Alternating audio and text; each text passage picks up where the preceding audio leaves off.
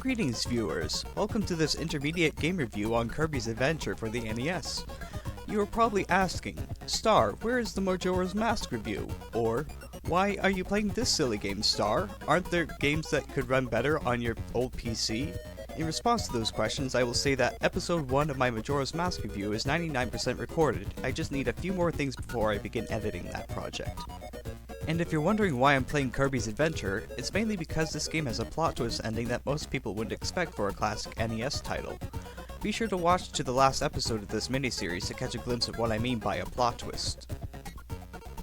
The introduction has a tutorial that we will skim through.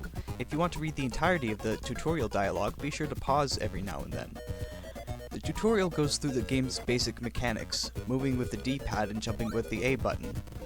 Pressing up on the D-pad will enable Kirby to fly, inhaling enemies using the B button.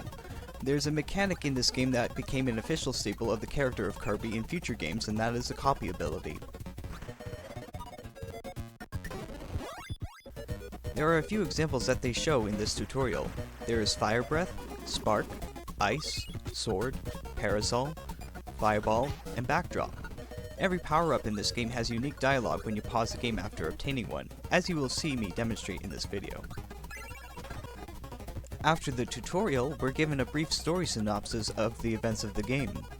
Basically, the inhabitants of Dreamland had a crisis over the fact that they didn't dream. When Kirby went to investigate the cause at the Dream Spring, he found that King Dedede was swimming in the fountain's waters. The self-proclaimed King of Dreamland had shattered the Star Rod into several pieces and distributed them to his closest allies. To return dreams to the inhabitants, Kirby would go in search of the Star Rod. On the title screen after the tutorial and story introduction, we are shown an extra clip of how to draw Kirby. I think that it's interesting that an NES game would have a tutorial on how to draw the main character of a game. With the basics out of the way, let's get into the main game, shall we? Level 1 is simply titled Vegetable Valley, and every level has its own unique cutscene. The one for this level shows Kirby battling with a sword only to inhale the enemy when he gets his sword knocked away. We find that inhaling enemies is Kirby's go-to ability in this franchise.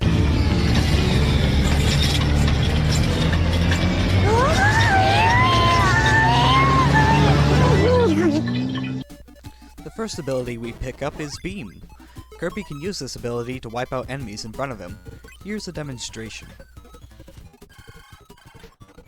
If you aren't careful, you can lose your ability in a single hit, as you see me lose mine here. The next ability we get is Fire Breath. This is used to wipe out enemies in front of Kirby. Here's a demonstration. The next ability that you see me pick up is Spark. This is mainly used to defend Kirby from incoming enemies. Here is a brief demonstration. The tomato with an M on it is a special item and will restore all of Kirby's health. You may recognize it from Super Smash Bros. There's a mechanic at the end of every stage for this game where Kirby could be launched to receive an extra life only if timed correctly. If I recall correctly, I demonstrate this successfully only a few times in this playthrough. Kirby does a dance every time he beats a stage. I hypothesize that he does this as a coping mechanism for stress. There exists a bonus minigame called Crane Fever, where you have the ability to earn extra lives by obtaining Kirby plush toys.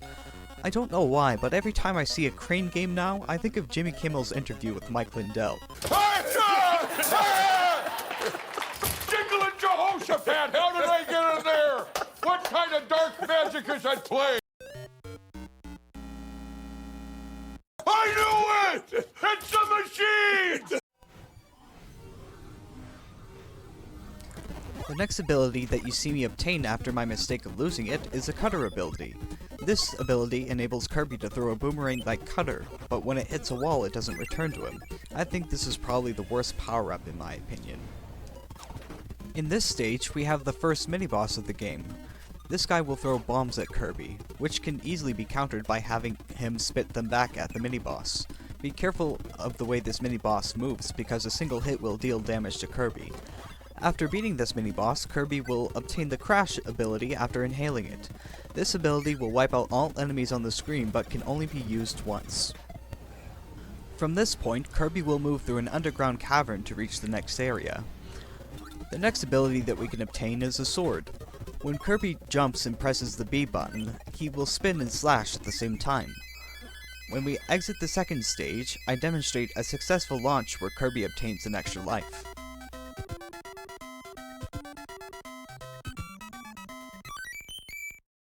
At the beginning of Stage 3 of Level 1, Kirby encounters some invincible cannons, which can be dealt with by having them fall off stage. I lose the sword ability, but I pick up the fireball ability in the next area. The fireball can be used to deal damage to enemies. Allow me to show you a brief demonstration. In this area, I pick up a fire breath ability to move through an underground place. From here, we reach an area that is at the end of the stage where I pick up an M tomato to restore my lost health. And just like that, we complete Stage 3. After beating Stage 3, we unlock a new area, the museum. This is where Kirby can pick up any available abilities. In this case, it is the sword. Okay, now for Stage 4. Kirby falls down only to climb back up to find a mini-boss. As you might have guessed by the blue coloring, the mini-boss provides the ice ability. It is easily defeated in a few swings with the sword.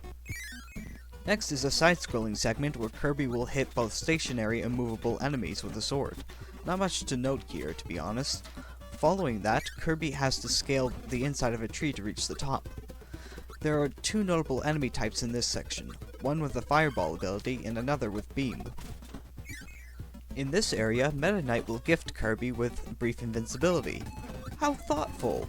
Kirby puts the invincibility to good use to not only wipe out any enemies that get in the way, but to obtain what would normally be a difficult to reach extra life. With that out of the way, we have finally completed Stage 4. Here's a fact about the game. The doors that have King DDD on them are actually boss stages. When we enter this door, we are greeted by the first boss of the game, Wispy Woods. The first boss of the game is a giant tree. Can you believe that? He is actually the easiest boss in the game because he can be hit with a sword enough times before he can get out a single attack. Defeating Wispy Woods, we are granted with the first piece of the Star Rod as Kirby does his stress dance.